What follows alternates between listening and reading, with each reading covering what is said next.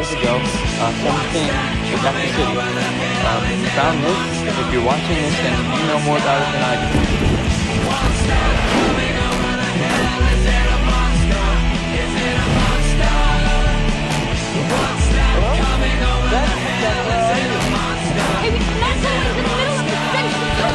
There's nothing to do for you. You know that thing is? Whatever it is, it's winning. Any idea what's out there? I don't care what's out there. Listen to me. She's done. Turn the camera.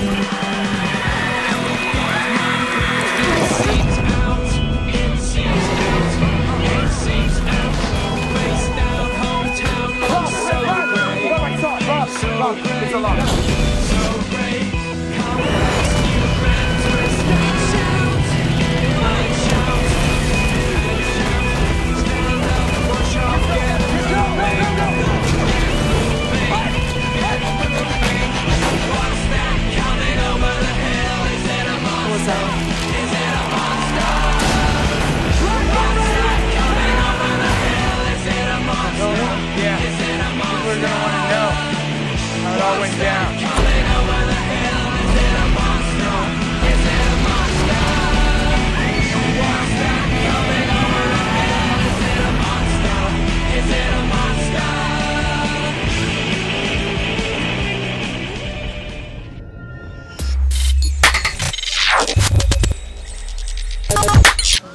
What animal sounds like that? Like shaking everywhere, man. It's like tremors. Looks like you should have left town a little bit earlier.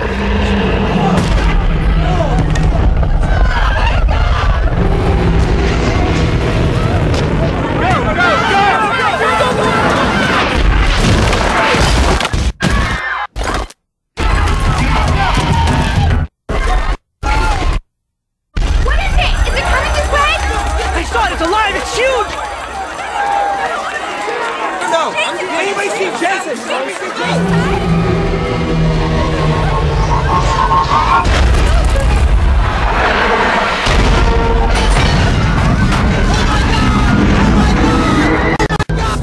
The movie is really in the history of Godzilla, which was definitely a metaphor for the anxieties of that time, and we very much were aware of the idea, wanting to be in the history of Godzilla and the sort of lineage of that we wanted our monster to be a national monster for us and talk about our collective anxieties.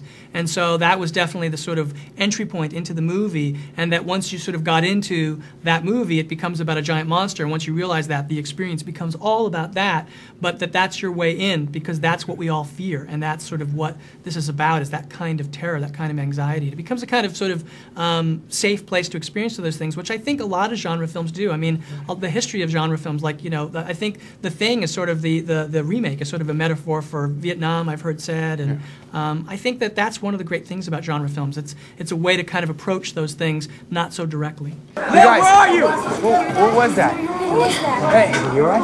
Yeah, You see anything? Hey, Marlena, are you okay? Guys, look out! Okay. Wait, here we go. Oh, wait, here we go. Wait, Everyone quiet down. Here we go. You alright? But now, Shut up. Guys, come on. 15 minutes after word of a possible earthquake in Lower Manhattan, nearby in New York Harbor, we're getting word of an oil tanker capsizing in the middle of the harbor near the Statue of Liberty. What they've done, whether it's the parasites or whether it's the monster, the way this thing was designed and the technology of it is unbelievable. The fact that this film was done on a $25 million budget and looks like a mega budget film, you know, it kind of sets the bar high for a lot of films coming out after this just on production value. We've never seen anything like this before. I mean, our visual effects team just did a fantastic job. Neville Page designed the monster, and he's a genius, and he tried to sort of base everything in a kind of plausible, biological, evolutionary reality, like why all the different things that were on its body were there, and the functions. There were actually certain functions we weren't even able to use because we couldn't figure out how to work them into the story, and that's how detailed what he did was. And the other secret that we kind of had amongst ourselves was that the creature was just born, so it was a baby, so it was literally going through separation anxiety. So not only was it sort of pissed, it was also terrified and freaked out all at once, because there's nothing scarier than something huge that's spooked, because you're going to get hit. Sorry, bro.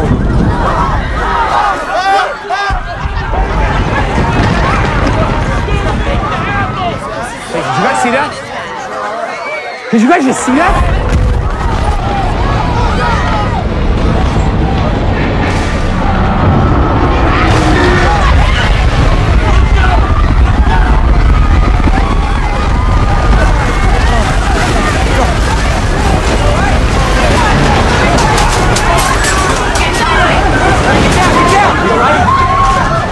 Quiet scenes were a relief because for, you know, I told Lindsay, I think Lizzie, she has a great moment in the film, I think, literally with 2 words saying, "I'm dizzy." For me, there's nothing blowing up, there's nothing crazy happening.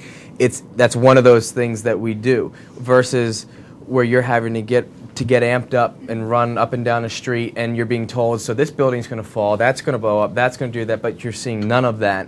I think that's the difficult stuff. I shot a third of the film and I had to figure out how to act and frame a major motion picture. And it was hilarious. I mean, it was a really funny, it was a laugh out loud experience. There are people still out there.